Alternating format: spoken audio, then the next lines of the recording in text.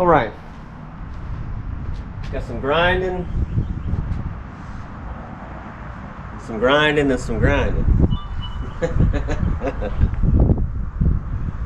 Gotta get all this rust off and all these old welds off. Then we get to paint it. Let's get to it.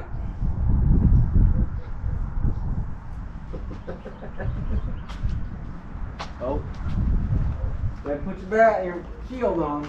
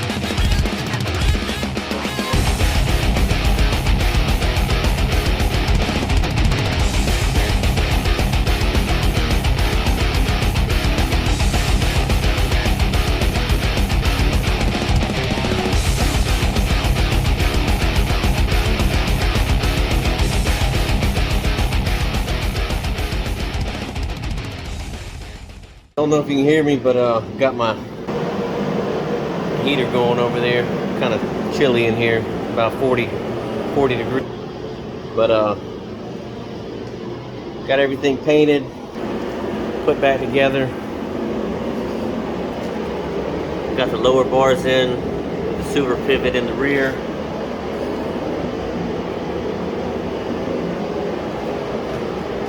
Again, the wishbone and super pivot in the front. That way side to side is no problem. I'm old school, I like to hit side to side a lot. But everything's painted.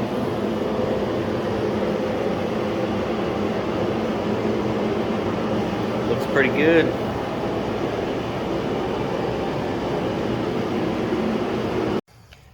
I'm making a bracket for the rear brake line. Cut this off of the stock brake line holder that connects to the frame. It's going to connect right here. This hose, brake hose, is going to hook, and then I got to get a rubber hose from that connection right there to over here.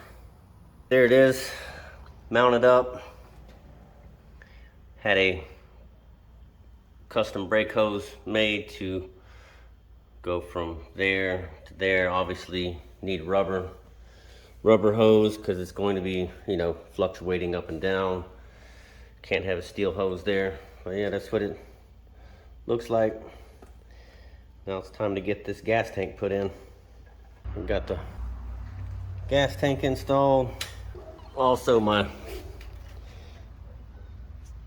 wires for the tail lights ran through wire loom through the inside of the C-notch.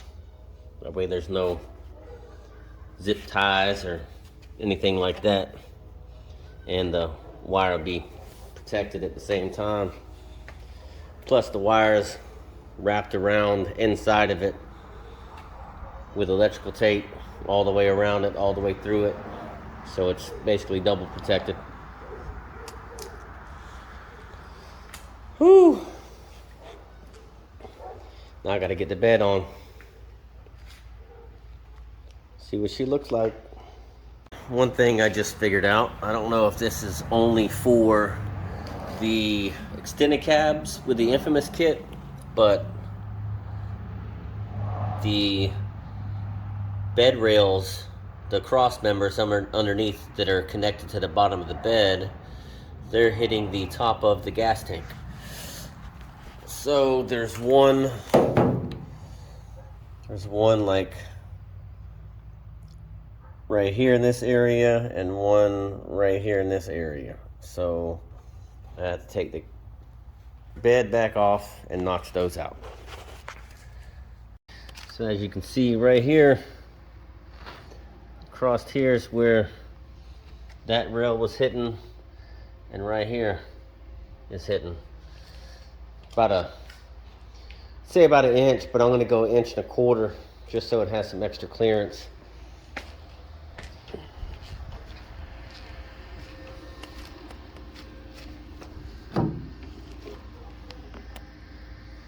And the one closer to the rear, it only needs to get about 3/4 of the way through, because that bed rail is just slightly hitting on it. I'm just gonna go about 3/4 anyways, but the one closer to the cab, it's got to get it all the way through. And there it is, cut out and ready to go back on. Oh, I gotta cut this bolt off. All right, next step, get this cross member in from here to there. That way the top of the C-notches don't fold in towards each other. Got it installed.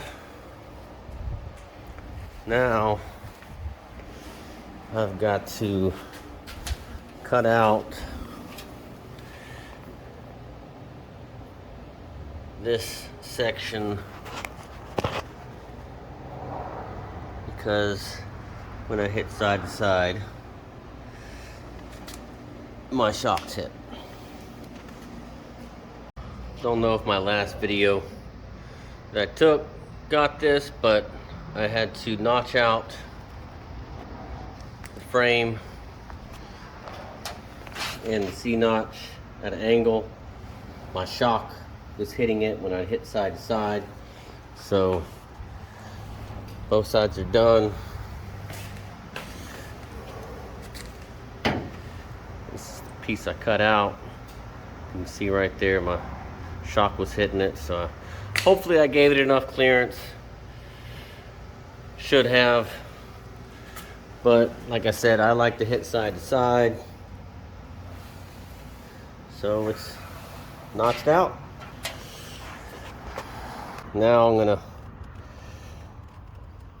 paint that corner and the cross brace, and then recoat everything one last time just in this area, because there's going to be overspray, and overspray is going to make it dull looking. So all the parts that I want still visible, I'm going to go over one last time just so that I'll have a nice shiny coat. She's all painted up.